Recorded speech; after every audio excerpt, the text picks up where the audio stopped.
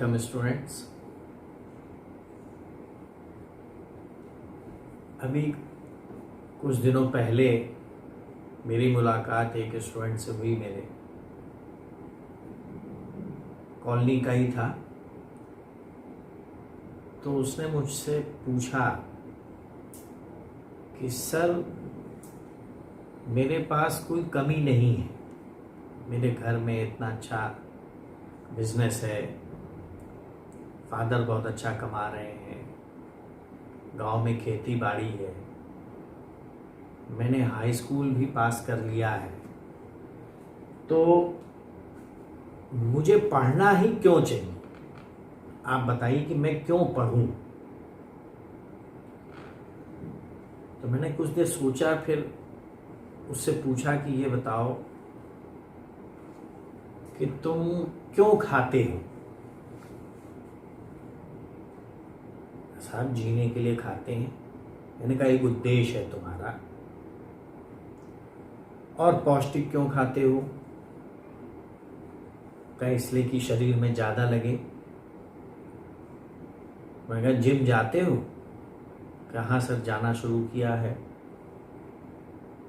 और साइकिल वगैरह भी चलाते होगे? हाँ सब चलाते हैं। तो मैंने कहा जिम क्यों जा रहे हो, क्या तुम्हें बॉडी बिल्डर बनना है? उसने कहा नहीं सर, बॉडी बिल्डर तो नहीं बनना है, लेकिन फिर भी चूंकि शरीर स्वस्थ रहना चाहिए, इसलिए यही सोचकर मैंने जिम ज्वाइन किया है। मैंने कहा वहाँ साइकिल भी चलाते होगे, तो क्या साइकिलिस्ट बनना है तुम्हें? रेस में भाग लेना है? वहाँ ट्रेडमिल पे दौड़ते भी होगे, तो क्या तुम्हें एक स्पोर्ट्स पर्सन बनना है? कहा नहीं सर, ऐसा कुछ भी नहीं है, मुझे ये सब कुछ नहीं करना है। मैंने कहा तो फिर इसका मतलब तुम्हारे पास कोई टारगेट नहीं है, लेकिन जिम तुम तब भी जा रहे हो।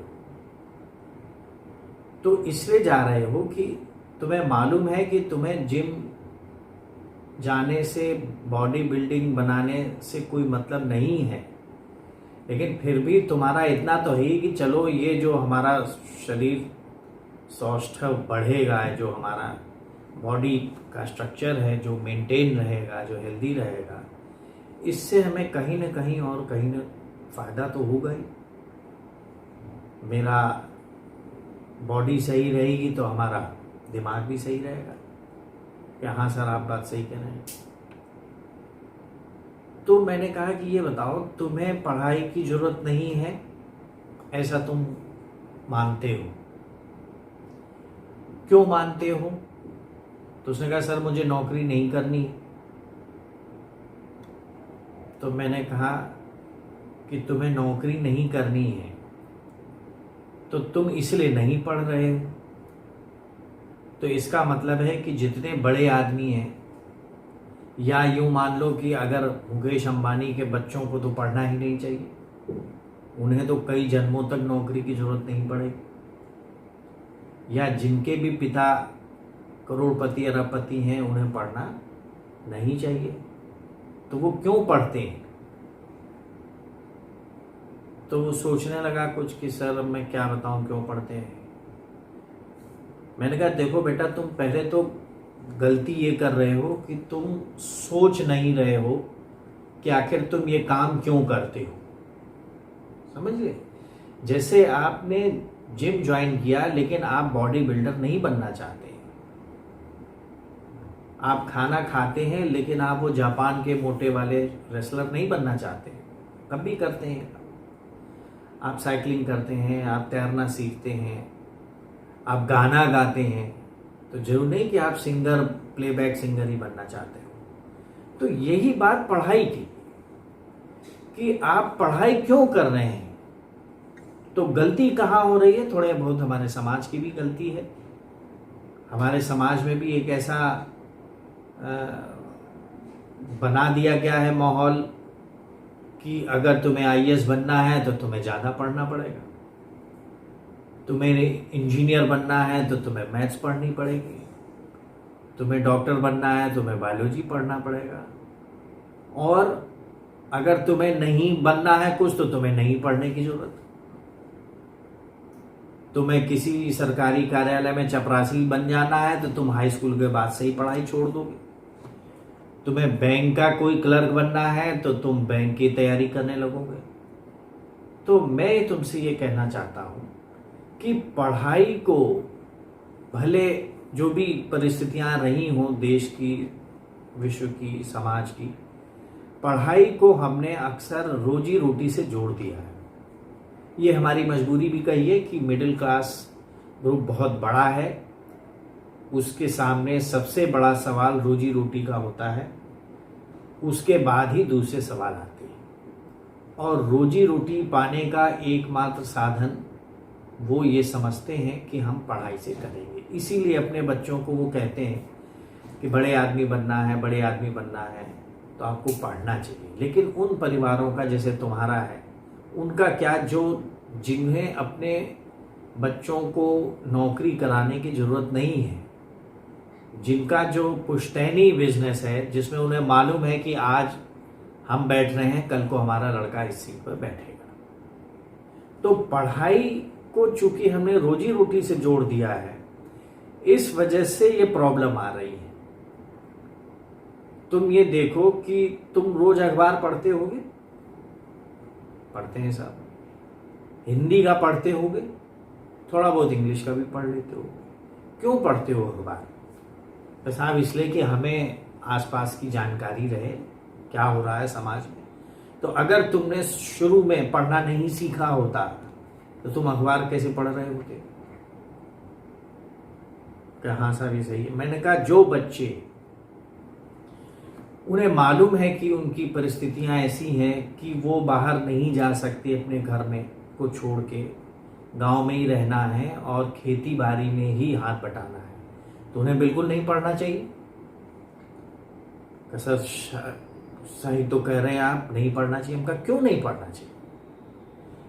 क्योंकि आपने इसे रोजी रोटी से जोड़ दिया है। हम सेना में जाएंगे तो हमें हाई स्कूल पास होना चाहिए, हम कहीं क्लर्क बनेंगे तो हमें इंटर पास होना चाहिए, हम किसी दुकान पर अगर कोई सेल्समैन का काम करना चाह रहे हैं तो हमें इतना पढ़ा होना चाहिए कि उस पर जो दाम लिखा है वो हम पढ़ सकें। हमें अगर किसी दवाई की दुकान पर सेल्समैन बनना है तो हमें इंग्लिश आनी चाहिए। ये जो चीज़ें हमने पढ़ाई से जोड़ ली है, इसी ने ये सवाल आज पैदा किया है कि हमें क्यों पढ़ना चाहिए। तो पढ़ाई को आप रोजी रोटी से न जोड़ें और ये मान के चलें कि जो व्यक्ति का विकास है, यानी उसके व्यक्तित्व का विकास है, उसे आप कैसे पाएंगे? आप अपने व्यक्तित्व को पाने के लिए क्या करते हैं? कैसे हम दाढ़ी बनाते हैं, नहाते धोते हैं, बाल अच्छे से झाड़ते हैं, अच्छा कपड़ा पहनते हैं, जूते अच्छे पहनते हैं जिससे हम अच्छे दिखें। मैंने कहा अच्छे तो दिख जाओगे, मगर बोलोगे कैसे? बोलते ही पता लग जाएगा, क्योंकि ये कहा गया है कि आदमी की पहचान बोलने से होती है। तो अगर आप उसे बोलने का मौका दें तो आप जान जाएंगे कि आदमी कैसा है। तो व्यक्तित्व का विकास तभी पूर्ण होता है जब आप बोलते हैं, जब आप किसी से इंटरेक्ट करते हैं। तो इंटरेक्ट करेंगे तो क्या करेंगे? ये तो पूछेंगे नहीं कि हाँ भाई आज बहुत गर्मी है, तुमने खाना खाया कि नहीं खाया और क्या कर रहे थे।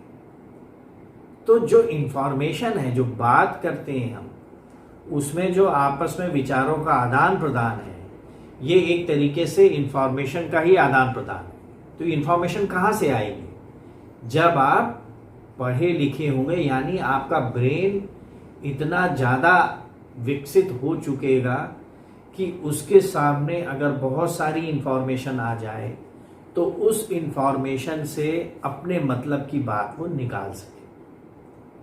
क्योंकि देखो, पढ़ाई का जो मूल उद्देश्य है, व्यक्तित्व का विकास तो है ही है, लेकिन उससे भी पहले मूल उद्देश्य क्या है कि आप अपने ब्रेन को इस्तेमाल करना सीखें। इस्तेमाल कैसे होगा? जैसे आपने पूरा डाटा कंप्यूटर में डाल दिया और कंप्यूटर में उस डाटा को चलाने के लिए कोई सॉफ्टवेयर नहीं है, तो डाटा तो आपने डाल ही दिया है ना, लेकिन कंप्यूटर पे वो सॉफ्टवेयर ही नहीं है जो उसकी डाटा की प्रोसेसिंग कर सके। तो ब्रेन हमारा बहुत सारी चीज देख रहा है। आज आप घर से बाहर निकलते हैं, आपको तमाम चीजें दिखाई देती हैं, लेकिन आप बहुत कम चीजों पर ध्यान देते हैं। क्यों ध्यान देते हैं? क्योंकि आप उतना ही ध्यान देंगे जितना आपके अंदर प्रोसेसिंग की क्षमता है। तो सरकार क्या करती है? आपके प्रोसेसिंग की क्षमता को बढ़ाती है। कैसे बढ़ाएगी? कुछ सिखाएगी आपको, कुछ देगी पढ़ने को। कैसे सिखाएगी? कुछ सिलेबस डिसाइड करेगी, कुछ ग्रेड्स डिसाइड करेगी कि आपको पहले क्या पढ़ना चाहिए, उसके बाद क्या पढ़ना चाहिए, किस उम्र में कितना पढ़ना चाहिए, उसके बाद कितना पढ़ना चाहिए।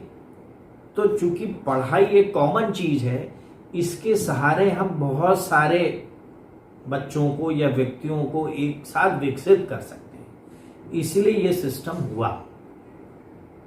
तो हमें भारत मतलब कोई भी सरकार का क्या योगदान उद्देश्य है कि आप ब्रेन को इस्तेमाल करना शुरू करें। ब्रेन के इस्तेमाल करने के लिए उसने आपके सामने कुछ समस्याएं, कुछ प्रॉब्लम्स देनी शुरू करी, कुछ डाटा दिया जिसे हम Hindi, English, math, science, social science बोलते हैं। वो क्या है? These are all collection of datas, collection of information है जिसे कि आपको प्रोसेस करना सीखना है। प्रोसेस में क्या होगा? First you have to remember some things, और रिमेंबर करने के बाद एनालिसिस करेंगे। एनालिसिस करने के बाद उसका एक कंक्लूजन निकालेंगे। ये किसी भी एक साधारण सामाजिक व्यक्ति से अपेक्षा की जाती है कि वो एक टीम काम करेगा। जितने भी आप वर्ल्ड में जितने भी ऐसे स्पीशीज हैं जो कि सामाजिक कार्य करती हैं, मतलब सामाजिक हैं, जो सोशल ऑर्गेनिज्म है, उनमें सबके सामने ये प्रॉब्लम आती है कि इंफॉर्मेशन बहुत सारी आ रही है, लेकिन हमें इसे किस तरीके से इंफॉर्मेशन को लेना है, उसको किस तरीके से उसकी छटनी करनी है, और उसको किस तरीके से समझ करके फिर से उसे रिप्रोड्यूस करना है। तो ये हुआ ब्रेन का काम। इस ब्रेन को इस तरीके से तैयार करने के लिए, ट्रेनिंग देने के लिए विश्व भर की सरकारें अलग अलग तरीके से स्कूल चलाती हैं, कॉलेज चलाती हैं, अलग अलग तरीके से सिलेबस बनाती हैं, अलग अलग तरीके से उन्हें सिखाती हैं और उनका एग्जाम लेती हैं। ऐसा नहीं कि आप यहाँ यूपी बोर्ड में है तो यही एक तरीका है, बहुत सारे तरीके। तो पढ़ना हमें क्यों चाहिए? क्योंकि हम अपने ब्रेन को व्यवस्थित कर सकें, ब्रेन को हम समझ सकें कि ब्रेन हमारा किसी भी आने वाली, जब तक हम जिंदा हैं, आने वाली परिस्थितियों को किस तरीके से प्रोसेस करेगा और किस तरीके से हमारी भलाई के लिए वो काम करेगा। क्योंकि ऐसा नहीं है कि अगर आपने फिजिक्स पढ़ ली, केमिस्ट्री पढ़ ली, और जब आप कॉलेज से निकलेंगे और घर गृहस्थी और बिजनेस में जाएंगे और कहीं और दूसरे जगह भी जाएंगे तो आपसे पूछा जाएगा कि बल्ब कैसे जलता है, या पानी का फॉर्मूला क्या है, या जो है समाज में ये क्यों हो रहा है। ऐसा नहीं है। आप अगर किसी पेड़ का नाम अभी जानते हैं और फोटोसिंथेसिस पढ़ रहे हैं तो जरूरी नहीं है कि ये फोटोसिंथेसिस आपकी नौकरी में पूछा जाए। तो इसका मतलब क्या है? ये हम क्यों पढ़ रहे हैं जब हमें मोस्ट ऑफ दी जिंदगी की जो लेंथ है उसमें फोटोसिंथेसिस का, रेस्पिरेशन का, या प्रोबेबिलिटी का, या एल्जेब्रा का, ट्रिग्नोमेट्री का कोई यूज नहीं। अगर कोई लड़की ट्रिग्नोमेट्री पढ़ ले बहुत बढ़िया तो उसकी रोटी ज्यादा फूल जाएगी बनाते वक्त, ऐसा नहीं होगा।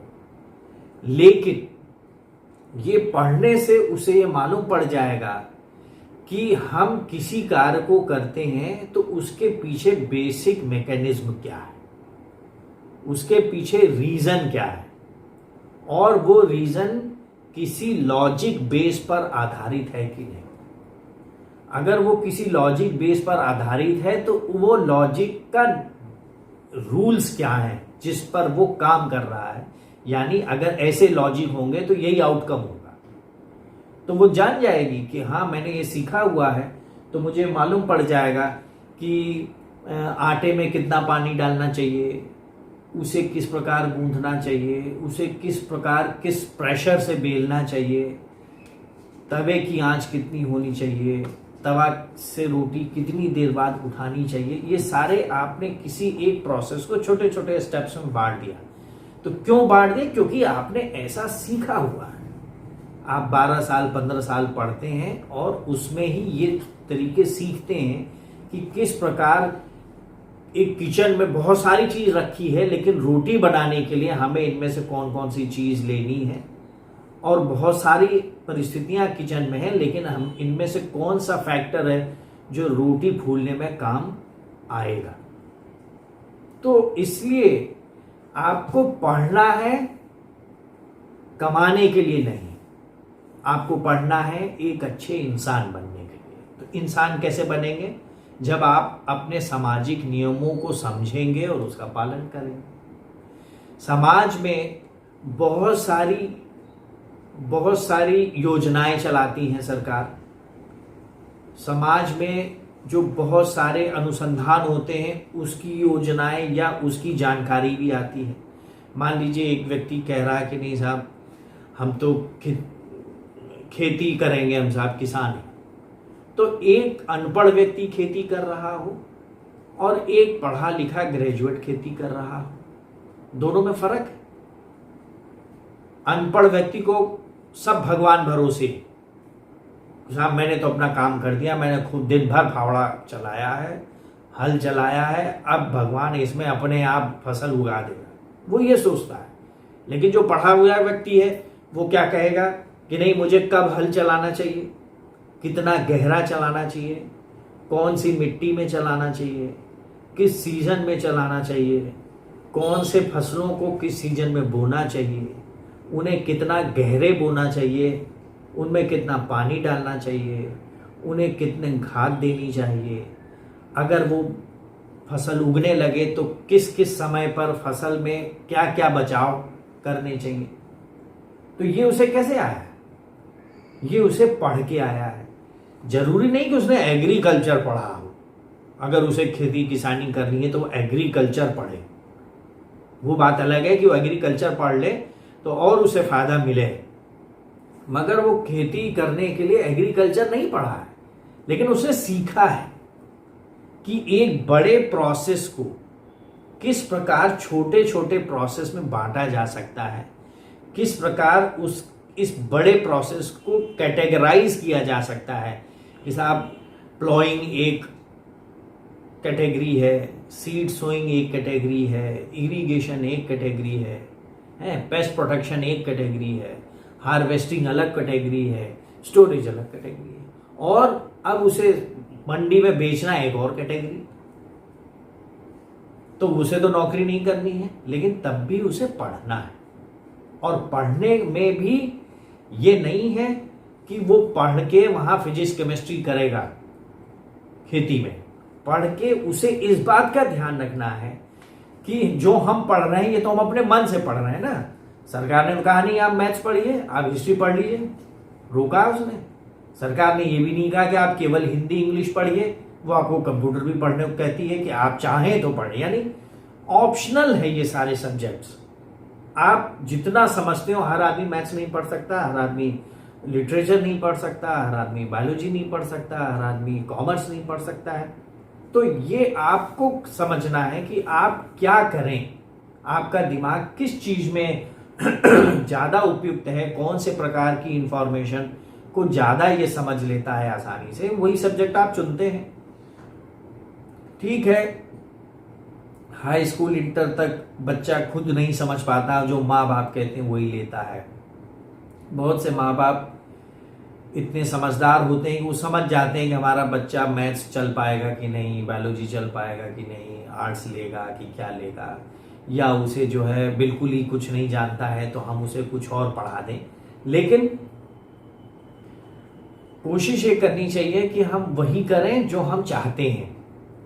तो सरकार पे हम दोष नहीं दे सकते कि हमको पढ़ा रही है। तो सरकार क्या करना चाह रही है कि आपका ब्रेन डेवलप हो जाए, ब्रेन एनालिटिकल हो जाए, ब्रेन किसी भी चीज को क्रिटिकली एनालाइज करके एक कंक्लूजन निकाल सके। सिर्फ इतनी सी बात है कि collection of data, classification of data and critical after critical analysis एक कंक्लूजन देना कि ये जो डाटा था उससे ये समस्या है या ये एक फैक्ट निकल के आ रहा है जिसका कि उपयोग हम आने वाले किसी भी समय में कर सकते हैं। तो ये जो प्रोसेसिंग को ट्रेनिंग देने का तरीका है, यही हमारा एजुकेशन सिस्टम है। आप लिटरेट नहीं हो रहे हैं बल्कि आप एजुकेटेड हो रहे हैं। लिटरेट माने हैं कि when I have a capacity to sign, make my sign, if I am able to put my signature on some paper, it means I am a literate person. लेकिन हम किसी चीज को समझ सके, किसी चीज को डिफरेंट पर्सपेक्टिव से देख सके, ये हमें एजुकेटेड बनाता है। तो मैंने उससे कहा कि देखो बेटा, अगर तुम्हारे माँ बाप इतने सक्षम हैं, तुम्हारा खानदान इतना सक्षम है कि तुम्हें 7 पुश्तों तक बैठ के खाने को मिल सकता है, तो तुम्हें नहीं पढ़ना चाहिए, ये गलत है। आप पढ़ेंगे तो आप बड़े लोगों के साथ उठे बैठेंगे तो आपको खराब नहीं लगेगा। आप किसी भी डिस्कशन में पार्ट ले सकते हैं। आप कहीं भी जाएंगे, एयरपोर्ट, रेलवे स्टेशन, मॉल, वहाँ आप किसी से बात कर सकेंगे क्योंकि आपको मालूम है कि कैसे बात की जाती है। आप किसी शॉप में जा कर के कुछ सामान भी खरीद सकते हैं कि आपको मालूम है कि ये सामान का दाम सही लगा रहा है, गलत लगा रहा है, आपको बेवकूफ़ बना रहा है, आपको बेवकूफ़ वाले रीज़न दे रहा है कि साहब ये टीवी ये ले लीजिए, ये इसलिए अच्छा है।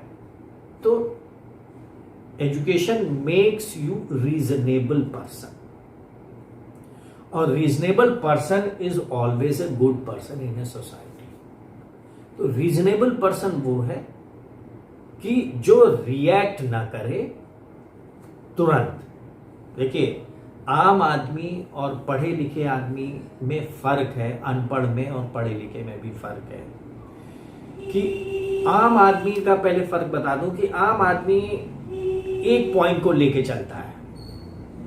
जैसे उसे गर्मी लग रही है तो उसे क्या है, यार गर्मी बहुत खराब चीज है, या उसे जाड़ा दिसंबर में लग रहा था, जाड़ा बहुत खराब है, बारिश ही होने लगी, तो उसे हर चीज में प्रॉब्लम होगी आम आदमी को। क्यों होगी? क्योंकि वो प्रेजेंट में जीता है, उसके पीछे कोई लॉजिक बेस नहीं है, कोई रीजन नहीं है उसके पास कि आखिर ये क्यों हो रहा है। अगर आप जानते हैं कि आप पढ़े लिखे हैं तो आप जून में जो गर्मी पड़ रही है, जो लू चल रही है, उसको आप ये एनालाइज करके कंक्लूजन देंगे किसी, अगर आप बैठक में हैं, कि अच्छा है ये लू अभी चल रही है, हमको अभी गर्मी लग रही है, लेकिन ये एक अट्रैक्टिव फोर्स है मॉनसूनी क्लाउड्स का। अगर गर्मी नहीं होगी नॉर्थ इंडिया में तो जो क्लाउड्स हैं, जो मॉइस्चर लेडेन क्लाउड्स हैं, जो समुद्र से आने हैं, उनका एक पुल नहीं बन पाएगा। प्रेशर अगर यहाँ पर कम होगा तभी वहां से हवा आएगी। तो जब आप इतना जानते होंगे तब आपको लू खराब नहीं लगेगी। अगर आप बारिश हो रही है, आप घर से 4 दिन से नहीं निकल पा रहे हैं, तो आप अगर पढ़े लिखे हैं तो आप ये जानते हैं कि ये धान की खेती के लिए बहुत अच्छा है। अगर जाड़ा पड़ रहा है और बारिश भी नहीं हो रही है और खूब जाड़ा पड़ रहा है, तो आप ये समझते हैं कि ये गेहूं की खेती के लिए, आलू की खेती के लिए बहुत अच्छा है। या बहुत सारे ऐसे इंडस्ट्रियल काम है जिनके लिए बहुत अच्छा है। मान लीजिए गर्मी पड़ रही है तो अच्छा है, अगर आप घर बनवा रहे हैं तो उसकी दीवारें जल्दी सूख जाएंगी, आप एक पेंट के बाद दोबारा पेंट करा सकते हैं, फॉर एग्जाम्पल। तो रीजनेबल पर्सन होता है। अब रीजनेबल पर्सन के साथ जरूरी है कि आप इसे, मान लीजिए आप पढ़ने भी लगे, चलिए आपने हमारी बात मान ली, अब आप पढ़ने लगे, तो पढ़ने भी लगे तो कैसे पढ़ेंगे? अब देखिए, एक सवाल था कि मुझे क्यों पढ़ना चाहिए। तो हमें पढ़ना इसलिए चाहिए कि हम एक अच्छे इंसान बने, एक समझदार इंसान बने, एक समझदार नागरिक बने, देश की सेवा में अपना हाथ बटाएं, योगदान दें। कैसे योगदान दें वो एक अलग पॉइंट है, वो भी मैं बताऊंगा। तो दूसरा पॉइंट आता है कि जब माँ बाप ये कहते हैं कि, मैं भी कहता हूँ एज ए टीचर, पास पड़ोस वाले भी कहते हैं, नाते रिश्तेदार भी कहते हैं, तुम्हें पढ़ना चाहिए, तुम्हें पढ़ना चाहिए, तुम्हें मेहनत करनी चाहिए, तुम पढ़ते नहीं हो, तुम्हें 4 घंटे पढ़ने चाहिए, तुम्हें 14 IAS बनना है, तुम्हें 14 घंटे पढ़ने चाहिए हैं, तुम्हें IT क्रैक करनी है, तुम्हें 8 घंटे 9 घंटे पढ़ने चाहिए। तो जो बच्चा है वो अब इस बात से परेशान हो जाता है कि मैं पढ़ना तो चाहिए, मैं पढ़ूं कैसे, हाउ टू स्टार्ट। तो आपने सुना होगा कि बहुत सारे नेता या बहुत सारे लोग भाषण देते हैं कि हमें ये करना चाहिए और हमको अच्छे इंसान बनना चाहिए, हमको ईमानदार इंसान बनना चाहिए, हमको ऑनेस्ट बनना चाहिए, हमको जो है देश के विकास में योगदान देना चाहिए। ये कितने चाहिए वो लगा देते हैं अपने भाषण में, मगर जब आप पेड़ जैसे इन्वायरमेंट को बचाना चाहिए तो प्रॉब्लम ये पड़ती है, चाहे वो छात्र हो, चाहे वो हमारे जैसा नॉर्मल पर्सन भी हो, जब वो करने जाता है तो इस चाहिए से काम नहीं चलता है। अगर आप सोचते हैं कि मैं पढ़ूं, तो जब मैं पढ़ रहा हूं तो मैं कैसे स्टार्ट करूं। आपने सुना होगा कि वेल बिगन हाफ डन, यानी जब आप किसी चीज को बहुत अच्छे से शुरू करते हैं तो इसका मतलब आप उस काम को आधा कर लेते हैं, यानी आधा काम आपका हो। तो मैं ये बताना चाह रहा हूं कि चाहिए चाहिए चाहिए इतनी बार होता है, इतने सारे उपदेश लोग देते हैं, इतनी सारी जो है मोटिवेशनल स्पीच होती है कि साहब आपको ये करना चाहिए, आप 10 दिन में कर लेंगे, आप 30 दिन में कर लेंगे, और आप तुरंत कर लेंगे हैं। लेकिन असली में कैसे करना चाहिए बच्चे को, अभी मैंने आपसे कहा कि कितने बड़े प्रोसेस को छोटे छोटे स्टेप्स में बांटा जा सकता है। तो कभी ये नहीं बताते चाहिए कहने वाले कि आप पहला स्टेप क्या करें, पहला स्टेप नहीं बताते, वो मैं बता रहा हूं। पहले स्टेप के लिए है कि आपको एक टारगेट होना चाहिए। टारगेट कैसे फिक्स होगा, आपका एक इंटरेस्ट होना चाहिए, एक झुकाव होना चाहिए। वो इन्नेट भी होता है, कभी कभी जन्म से ही होता है कि हाँ इसकी यही आदत है, इसे ये चीज बड़ी अच्छी लगती है। तो बहुत से आप देखे होंगे, बहुत से लोगों को लड़ाई झगड़ा बहुत अच्छा लगता है। कहीं लड़ाई झगड़ा हो जाए तो वो उसमें देखने के लिए एकदम पागलों की तरह भागते हैं। सड़क पे अगर 4 लोग इकट्ठा हो जाए तो तुरंत रुक जाते हैं, पूछते हैं भाई क्या हुआ क्या हुआ। तो ये उनकी एक इन्नेट क्वालिटी है जो उनकी क्यूरियोसिटी को डायरेक्ट कर रही है। तो इंटरेस्ट होना चाहिए, टारगेट होना चाहिए, लेकिन इंटरेस्ट भी किससे गवर्न है।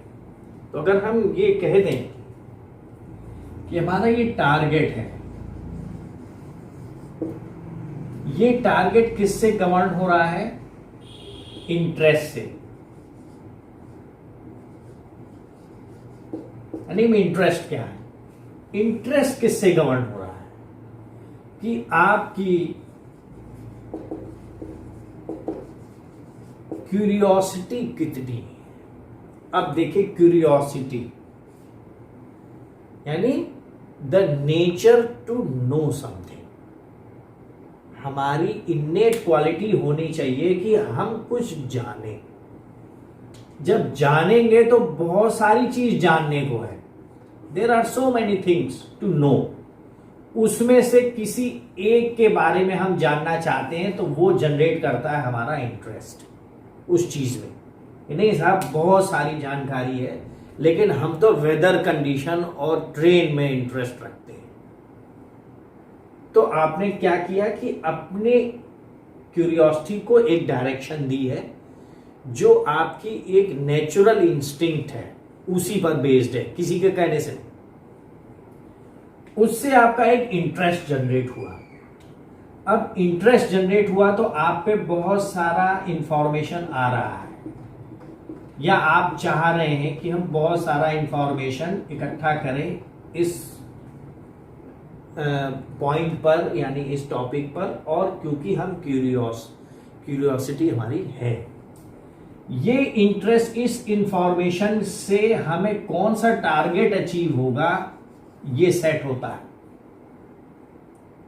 तो हमें सबसे पहले क्या करना है कि हम किसी भी चीज में दिमाग तो लगाएं, तो ब्रेन अप्लाई होगा। जब भी क्यूरियस होंगे तो एप्लीकेशन ऑफ ब्रेन होगा।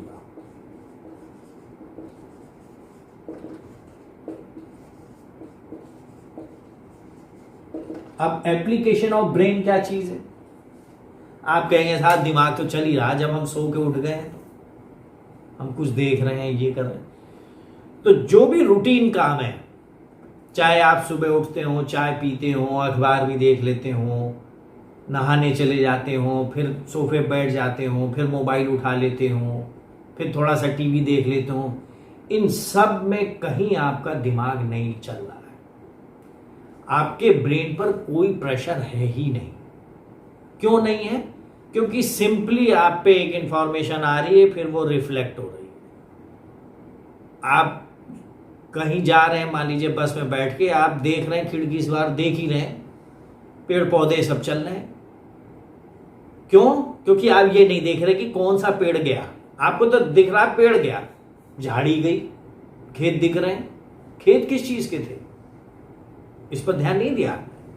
तालाब था तो तालाब भरा हुआ था, खाली था, कितना बड़ा था, उसमें कोई जानवर था कि नहीं था?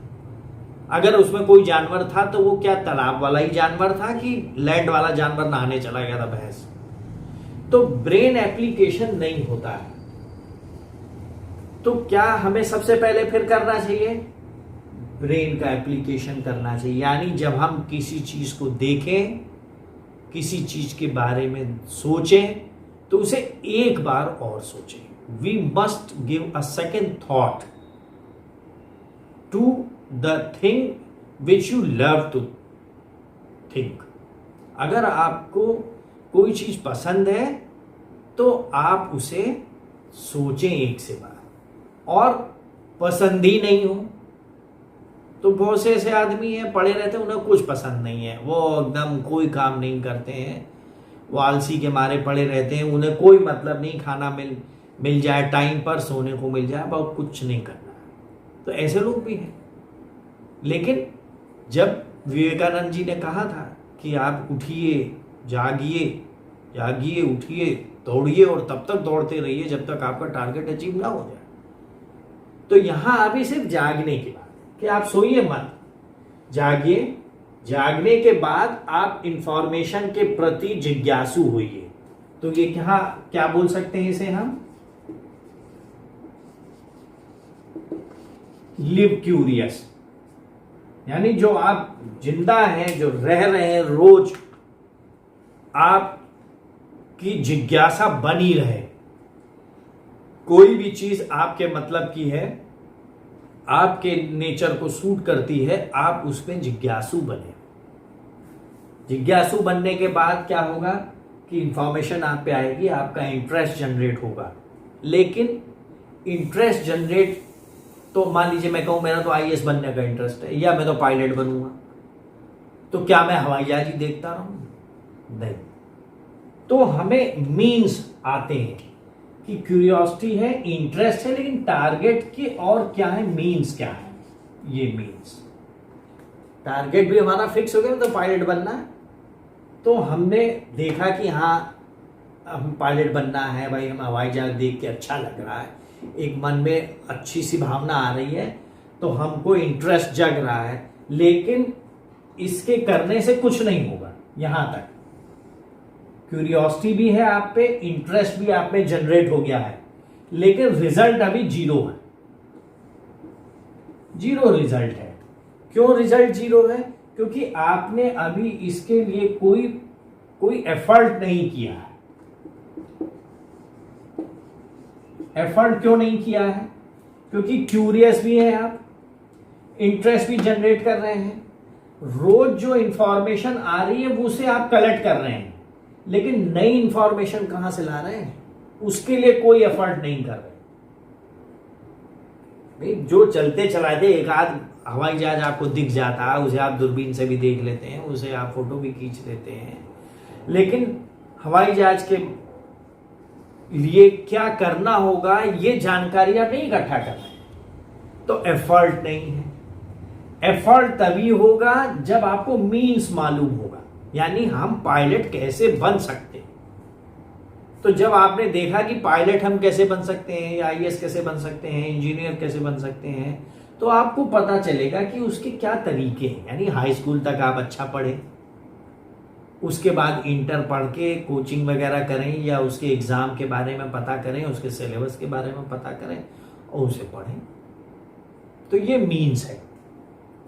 टारगेट हमारा है ही, वो टारगेट की बात है कि जब हम टारगेट भी अचीव कर लेंगे तब हमें और क्या करना चाहिए, वो एक अलग टॉपिक है जिस पर अलग से बात हो सकती है। यहां हम बात करेंगे मीन्स की। तो जब मीन्स की बात आ गई तो मीन्स क्या है, स्टडी है। क्योंकि आप अगर दोबारा सोचिए तो आपको दुनिया में कुछ भी बनने के लिए, भले माइक्रोसॉफ्ट के बिल गेट्स बनना चाहते हो, सुंदर पिचाई बनना चाहते हो, रतन टाटा बनना चाहते हो, मुकेश अंबानी बनना चाहते हो, उसके लिए कहीं किसी विशेष परिवार में जन्म लेने की जरूरत नहीं है।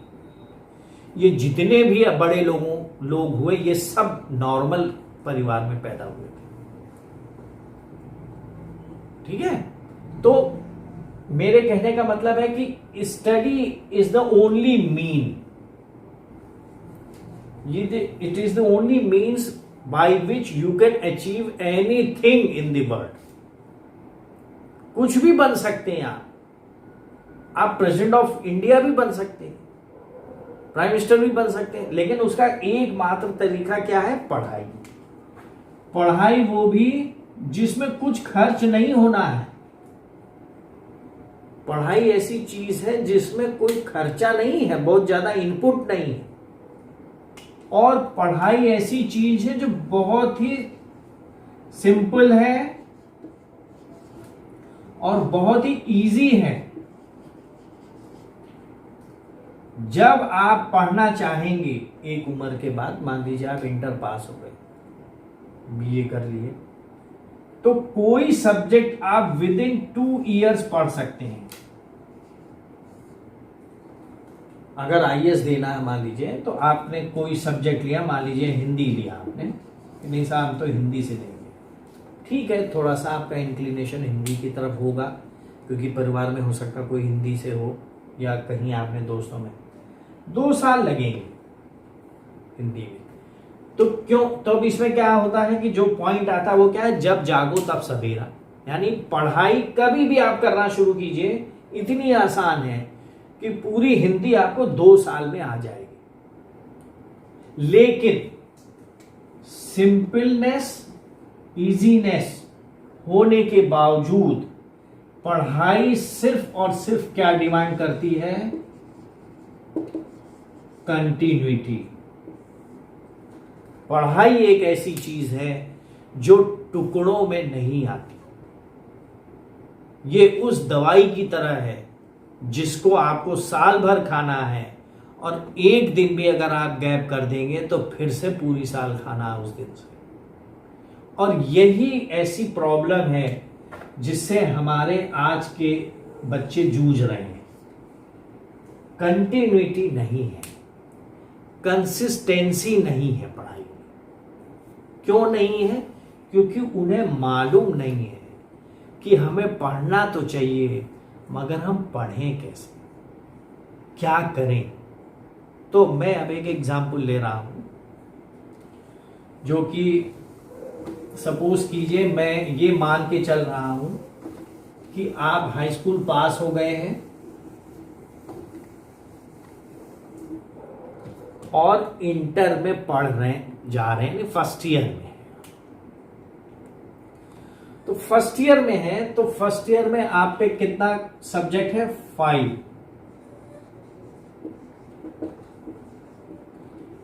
5 सब्जेक्ट है। अब मैं बता रहा हूं पढ़ना कैसे चाहिए।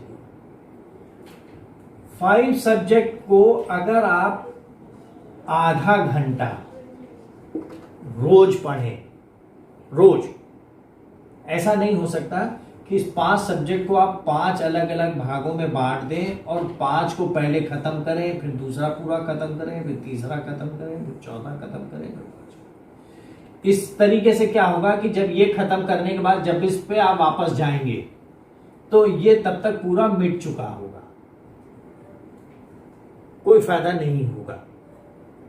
तो आधा घंटा अगर आप पढ़ेंगे तो आप दिन भर में कितना पढ़ेंगे? 2.5 घंटा। 2.5 घंटा कोई बड़ा चीज नहीं। क्यों नहीं? क्योंकि अगर आप सुबह उठते हैं और आप 1 घंटा पढ़ लेते हैं और उसके बाद नाश्ता करते हैं, फिर कॉलेज चले जाते हैं, स्कूल चले जाते हैं, लौट के आके 1.5 घंटा फिर पढ़ लीजिए। यानी आपने 7 बजे से पढ़ना शुरू किया, 8:30 बजे तक आप पढ़ चुके, फिर आप सीरियल देखते हैं, खाना खाते हैं, सो जाते। तो ये क्या हुआ? ये आधा घंटा पढ़ा है आपने। लेकिन आधे घंटे में देखिए एक और चीज है कि मान लीजिए हमें इस पहाड़ पे चढ़ना है, ठीक है, अगर हम यहीं खड़े होकर सोच रहे हैं तो हम नहीं चढ़ पाएंगे कभी भी। लेकिन अगर हम स्टार्ट कर दें तो वो दिन कभी कभी आएगा जरूर कि जब आप यहां पर होंगे, एक न एक दिन जरूर आएगा। तो अब डिसाइडिंग फैक्टर क्या है आपके टारगेट को अचीव करने में? टाइम है। टाइम डिसाइडिंग फैक्टर है। और टाइम डिसाइडिंग फैक्टर इसलिए है कि कोई भी चीज एक ही बार पढ़ने पर समझ में नहीं आती। अगर आप किसी शहर में न गए हों और मैं कहूं आपसे कि आप उस शहर में को ले जाऊं मैं आपको एक ही बार, तो क्या आपको सारी सड़कें गलियां याद हो जाएंगी? नहीं।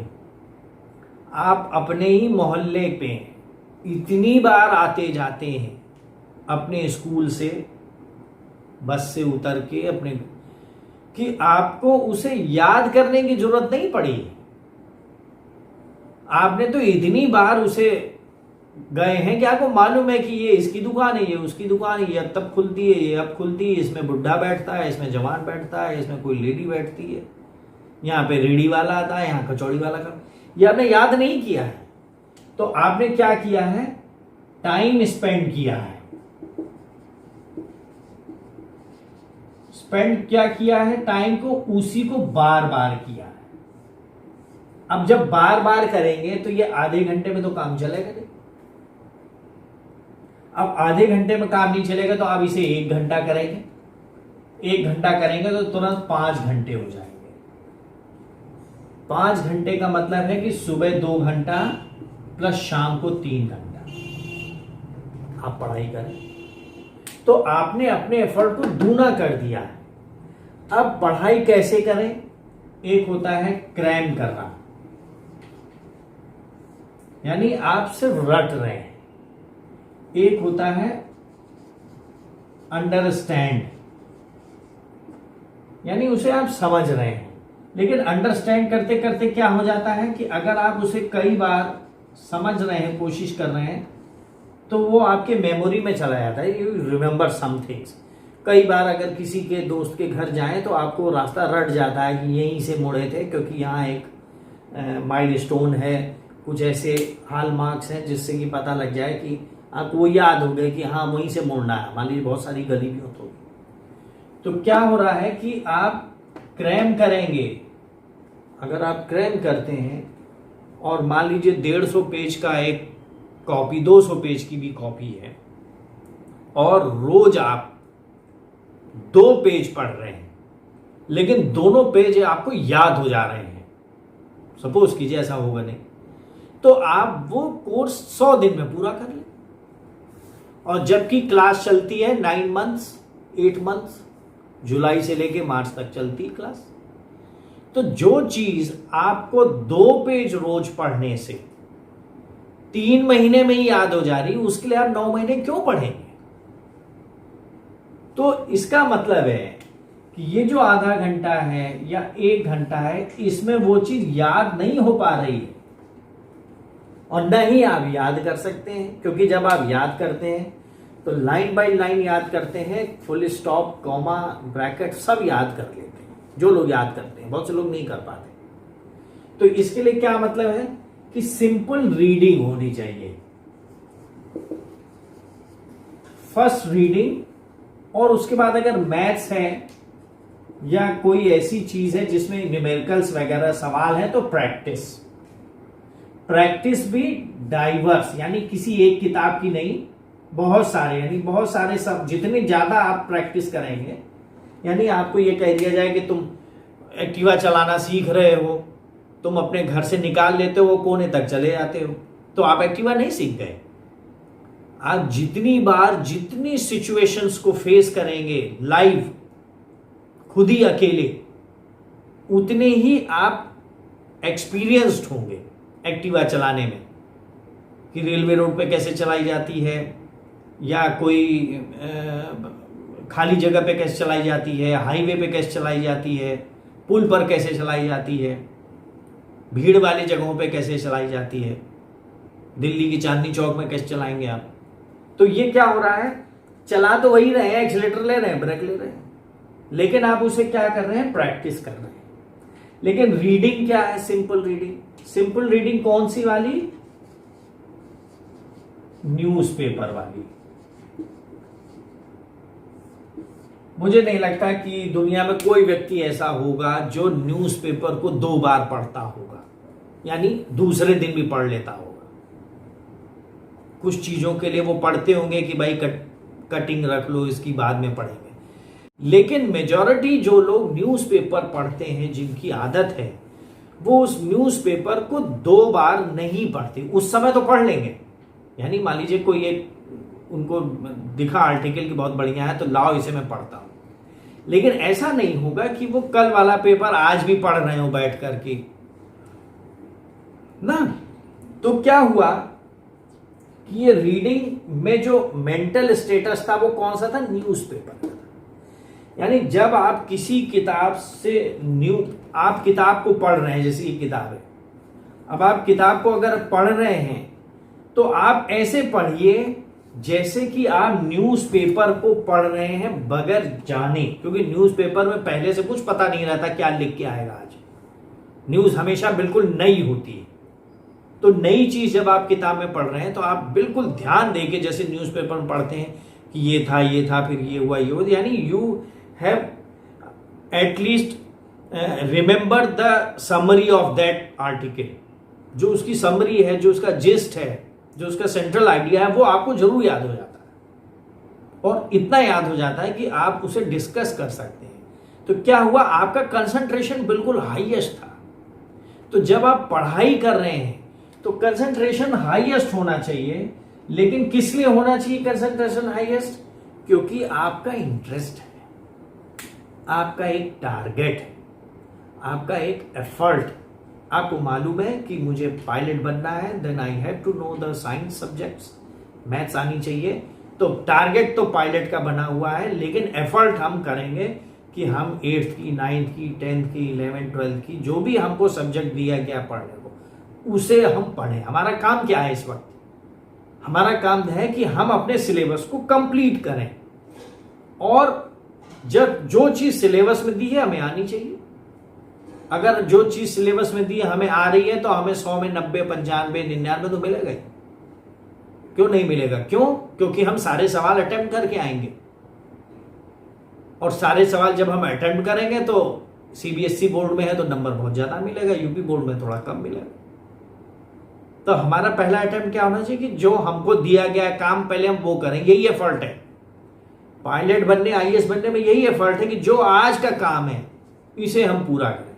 तो पढ़ाई कैसे करनी है, आपको सिंपल रीडिंग लेनी है, बट मल्टीपल रीडिंग है। मल्टीपल रीडिंग जरूरी है। एक बार अच्छा रीडिंग कर रहे हैं आप तो याद तो कर नहीं रहे हैं, आप केवल समझ समझ के पढ़ रहे हैं कि आखिर ये कहना क्या चाह रहा ऑथर। तो कहना जब समझ समझ के पढ़े, जब आप न्यूज़पेपर को समझ समझ के पढ़ते हैं तो थोड़ा देर लगती है, थोड़ा सा डिटेल में जब आप जाते हैं, उसके डाटास को समझते हैं, कहाँ इतने रोहित शर्मा ने इतने रन बनाए इस ओवर में, तो वो आप विजुलाइज करते हुए समझते हुए पढ़ते हैं तो थोड़ा सा स्पीड धीरे हो जाती है। तो आप यहां पर अपनी किताब को क्या करेंगे, रीड करेंगे। किस मेंटेलिटी से, न्यूज़पेपर की मेंटेलिटी से। पढ़ने के बाद फिर से उसे वापस पढ़ेंगे, यानी एक बार आपने पढ़ा, मान लीजिए आपके 15-15 चैप्टर हैं, मान लीजिए फिजिक्स, केमिस्ट्री, मैथ्स में 15-15 चैप्टर है, और एक चैप्टर आप एक हफ्ते में पढ़ रहे हैं, यानी रोज तीनों सब्जेक्ट्स पढ़ रहे हैं, लेकिन स्पीड आपकी ऐसी है कि आपका एक हफ्ता खर्च हो रहा है एक चैप्टर पढ़ने में, तो 15 हफ्ते लगे आपको, यानी 3 महीना लगा। 3 महीने में तीनों कोर्स एक साथ पूरे हो जाएंगे कि नहीं? हो जाएंगे पूरे कोर्स। 3 महीने बाद फिर से उन्हें पढ़िए, चूंकि जब आप किसी नए जगह पे जाते हैं तो आप पूछते हुए जाते हैं, दोबारा जाते हैं तो आपको कुछ चीजें याद रहती है, वहां आपको पूछने की जरूरत नहीं पड़ती, यहाँ पानी टंकी दिख रही है वहां तक तो जाना ही जाना। तो जब आप फिर से पढ़ेंगे तो आप एक हफ्ता नहीं लगाएंगे, तब आपको 4 ही दिन लगेगा, हो सकता है 3 ही दिन लगे। तो जब 3 ही दिन लगेगा तो आप 45 दिन में ही वो चैप्टर 1.5 महीने में ही पूरा कर लेंगे। तो कुल मिला के 3 और 1.5 4.5 महीने में आपने 2 बार पढ़ लिया, और आपके पास टाइम कितना है? 9 मंथ्स है। अब आपने फिर से उसे पढ़ना शुरू किया। जब फिर से पढ़ना शुरू किया तो अब आप 3 दिन के बजाय आपको 2 ही दिन लग रहा है एक चैप्टर खत्म करने में, क्योंकि अब आपको बहुत सारी चीजें आ गई।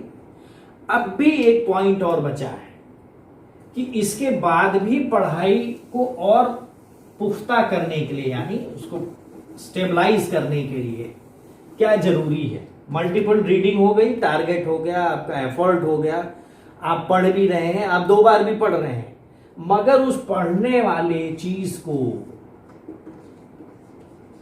डिस्कस करना बहुत जरूरी है। डिस्कस का मतलब क्या हुआ? आपके ब्रेन ने उस इंफॉर्मेशन को रिप्रोड्यूस किया है, यानी जो इंफॉर्मेशन अंदर गई थी वो ब्रेन ने फिर से बाहर निकाली है प्रोसेसिंग के बाद। तो जब प्रोसेसिंग हुई होगी तो ये इंफॉर्मेशन कई तरीके से फिक्स हुई होगी। ऐसे जैसे मान लीजिए आप ने कोई चीज पढ़ी, अब आप उसको निकाल रहे हैं, तो आपका दिमाग ये तय करेगा कि मुझे पहले क्या बताना है, किसी को अगर डिस्कस करना है तो मुझे कौन सा पॉइंट पहले बताना है, कौन सा पॉइंट बाद में बताना है। अगर मुझे एक ही लाइन में बताना है तो मुझे इन सारे पॉइंट्स को छोड़ करके सिर्फ यही पॉइंट बताना है। तो डिस्कशन बहुत जरूरी है। जितना डिस्कशन आप करेंगे पढ़ाई का, तो उतना ही मल्टीपल रीडिंग कम हो जाएगी। यानी अगर मान लीजिए कोई चीज आपको 4 बार पढ़ने में समझ में आ गई, अगर आप उसे डिस्कस कर लेते तो वो 3 बार में ही आती, चौथी बार की जरूरत नहीं पड़ती। फिर डिस्कशन का फायदा क्या होता है कि मान लीजिए आपको कोई चीज समझ में आई, किसी दोस्त को कोई चीज समझ में आई, किसी दोस्त को कोई चीज समझ में आई, किसी अगर आप डिस्कस कर लेंगे तो इनके पढ़ाई के आवर्स आपको मिल गए बगैर पढ़े। क्यों मिल गए? क्योंकि आपने किसी चीज को 2 घंटे पढ़ा तो आपको वो चीज समझ में आई, कुछ पॉइंट्स।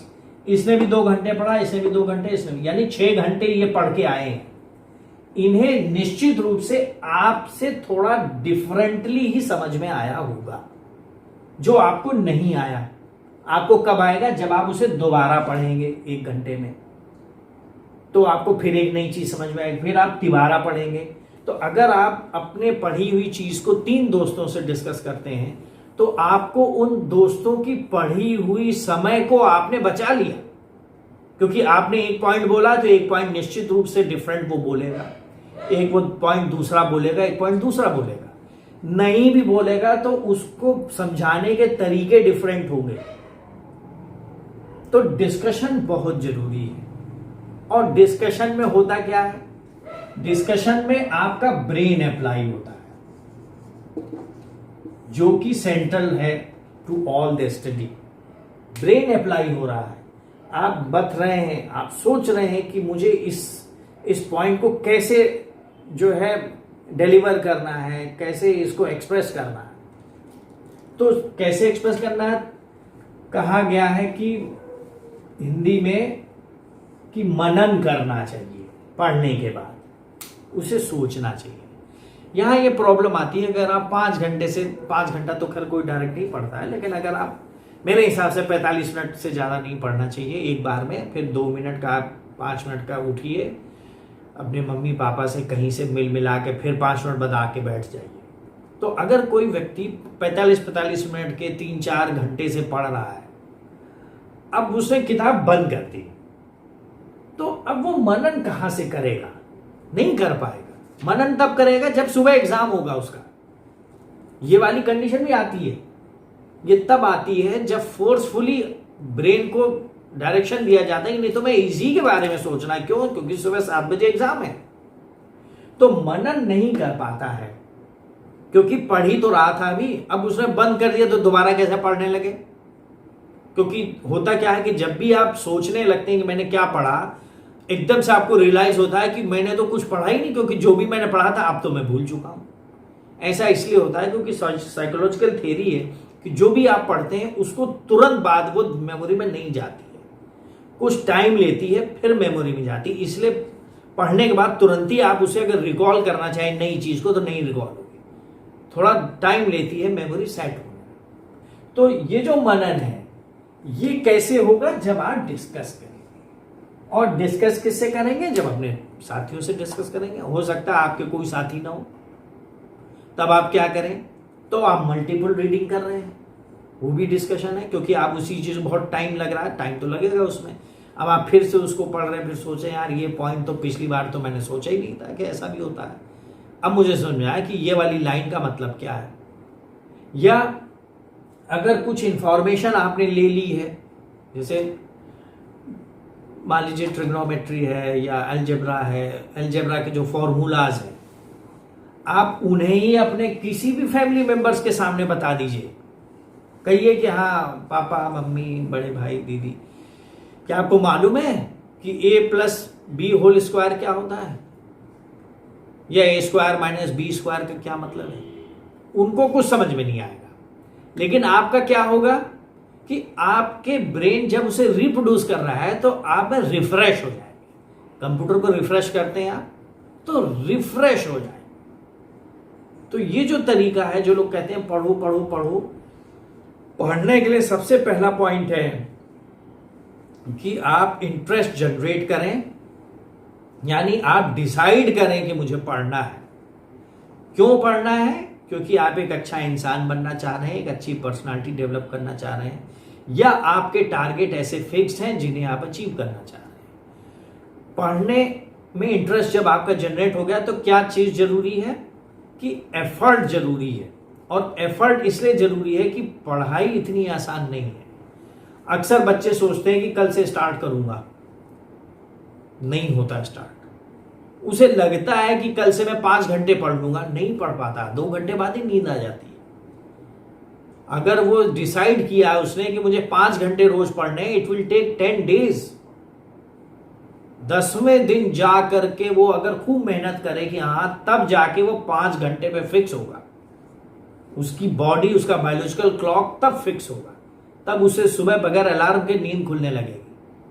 तो ये आसान काम नहीं है। तो एफर्ट होना चाहिए कि हम मेहनत करें, और फिर कंटिन्यूटी होनी चाहिए, ब्रेक नहीं होना चाहिए। मैं आप जैसे बच्चों को जो CBSE के लेवल पर हैं या अंडर ग्रेजुएट भी हैं, उन्हें कहना चाहूंगा कि जितने पेपर हैं, मान लीजिए BSc का है, 3 सब्जेक्ट है, 9 पेपर है, 9 पेपर रोज पढ़ने चाहिए। अगर आप आधा घंटा भी पढ़ेंगे तो केवल 4.5 घंटे, कुछ नहीं है 4.5 घंटे। 2 घंटा सुबह, 1 घंटा दोपहर में, 3 घंटा रात में, आखिर करेंगे क्या आप दिन में इतना टाइम? और सबसे बड़ी चीज कि डिटर्मिनेशन होना चाहिए, और इस बात का ख्याल होना चाहिए कि जो हमको डेविएट करने वाली चीजें हैं, जैसे मोबाइल गेम्स हैं, टीवी सीरियल्स हैं, पिक्चर है, कहीं घूमने जाना है, ये हमेशा के लिए एग्जिस्ट करेंगी। लेकिन आपका जो पढ़ने का समय है वो एग्जिस्ट नहीं करेगा। देखिए दुनिया बड़ी निर्मम है, ये जिंदगी पढ़ने को ज्यादा समय नहीं देती है। हाई स्कूल के बाद बीएससी करने तक आपके पास सिर्फ 5 साल है। उस 5 साल में अगर आप कहीं सेटलमेंट के तरफ नहीं गए तो फिर नहीं सेटल हो पाएंगे। तो आप मेरी बात मानिए, तो हाई स्कूल, इंटर, इनके बाद आपको सिर्फ 5 इयर्स मिलते हैं पढ़ने के लिए, जबकि खेलने कूदने घूमने के लिए हमेशा है, मॉल हमेशा खुलेगा। समर हॉलीडेज में जो वेकेशन में ये सब वाटर पार्क वगैरह तो हमेशा होगा। पिक्चर भी आएगी, आप देख रहे होंगे 1960 की, 70 की, 80 की, 90 की सबकी पिक्चर आती है। अब तो मोबाइल में है, जब चाहे सो पिक्चर देख लीजिए। तो आपको थोड़ा सेक्रीफाइस करना पड़ेगा। सेक्रीफाइस किस पर डिपेंड है कि how determine you are. How determine you are क्यों है कि हाउ पैशनेट योर टारगेट इज। आप अपने टारगेट से कितना पैशनेटली जुड़े हुए। फिर उसमें लास्ट पॉइंट में जोड़ूंगा कि आप अपने माँ बाप से कितना प्यार करते हैं। अगर आप माँ बाप से प्यार करते होंगे तो आप पढ़ेंगे। अगर आप माँ बाप से प्यार नहीं करते हैं तो आप नहीं पढ़ेंगे। क्यों? क्योंकि फिर आप प्रेजेंट में सिर्फ अपनी फिजिकल नीड और मटेरियलिस्टिक वर्ल्ड में एंजॉयमेंट के लिए जिएंगे। आगे की कोई संभावना आप फ्यूचर प्लानिंग नहीं करें। तो मेक द टाइम टेबल बनाइए, मुझे कब से कब तक पढ़ना है, कितना पढ़ना है। यानी अगर आपको 3 पेज पढ़ना है रोज, तो 3 पेज मैं पढ़ूंगा, भले आज मुझे ज्यादा टाइम हो जाए। अगर आपको 2 दिन बाद टाइम ज्यादा नहीं लगाना किसी और चीज में, तो आज आप 6 पेज पढ़ लीजिए, एक दिन आपका फ्री हो जाएगा। तो make the time table, make the plan और डिटर्मिनेशन, और पढ़ाई शुरू कीजिए। क्योंकि पढ़ाई के लिए कोई समय नहीं होता है, जब चाहें तब आप शुरू कर सकते हैं। पढ़ाई बहुत आसान है, पढ़ाई कभी भी आ जाएगी, लेकिन समाज आपको पढ़ने के लिए हमेशा समय नहीं देगा। यहाँ एज लिमिट्स है, आप उसके बाद चाहे भी तो नहीं पढ़ सकते।